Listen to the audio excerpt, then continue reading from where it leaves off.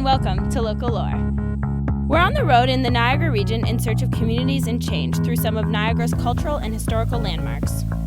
Come with us on our 5-part miniseries as we visit the communities of Port Dalhousie, Brock University, the Welland Canals, Niagara Falls, and downtown St. Catharines.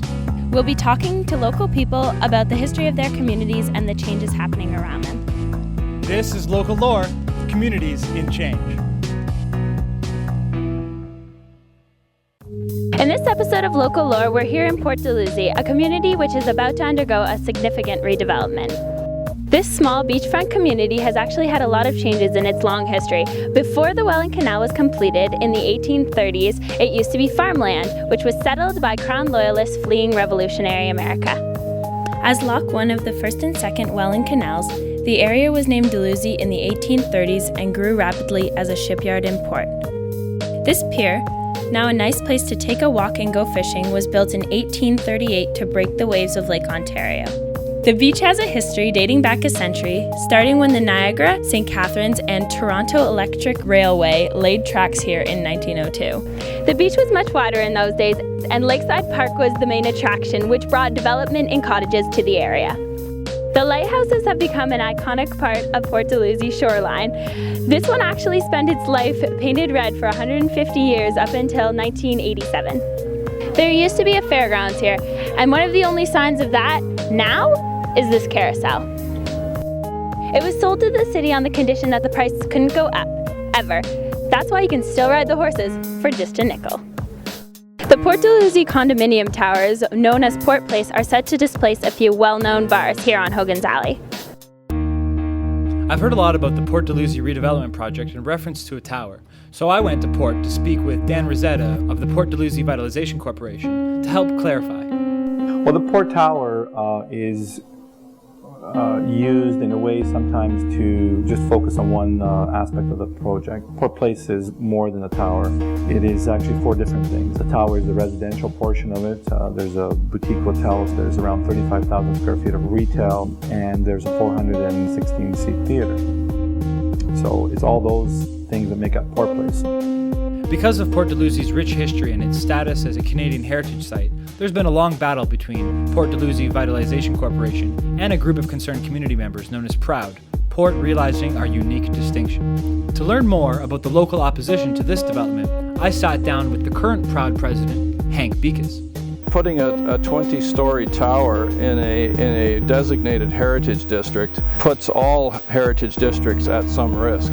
You have a particular site like Port Dalhousie, which is one of the best preserved canal villages in North America, and you change it into a mall. Essentially, by changing the height and because of the massive size of the development, it's no longer a canal village. It becomes an urbanized area. Both sides of the debate present their own idealized vision of Port Dalhousie, emphasizing either its historical significance or the need for economic sustainability, each with a different idea of what's best for the town's future. Well, as you know, Port Dalhousie is a really wonderful place. The problem is the commercial core is what we think is, and what I've always believed is that it's underutilized. It's used for 3 months out of the year as a bar town. Port Dalhousie's history was a bar town, particularly the 2 hotels that are right across the street from each other. Sailors used to walk up Lock Street from the docks and do what sailors do. That's part of our heritage as well. Despite arbitration by the Ontario Municipal Board, known as the OMB, ruling in favor of Port Place, some community members are still not satisfied that this development complies with heritage designation. I spoke with City Councillor Len Stack to hear his observations about the lasting debate over Port Place development. The one thing about an OMB hearing, nobody can carry on rumors and, oh, well, I was told, or this is what I think, and the judge was very good about that. I mean, the minute nonsense started, she cut you off. So all they were interested in is the facts. After hearing evidence from numerous experts on both sides, ruled in favor of the project and concluded that the project represents good planning and is in the public interest. I think the hearing was fair in terms of the structure of it. And the need for money and taxes by the city were just too great. It was an opportunity for them to have private development and private money, and the city did everything it could to make sure that it happened.